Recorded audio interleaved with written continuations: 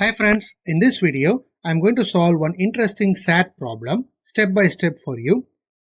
Stay with me till the end for clear understanding. If 3 power x minus 3 is equal to 27, what is the value of x?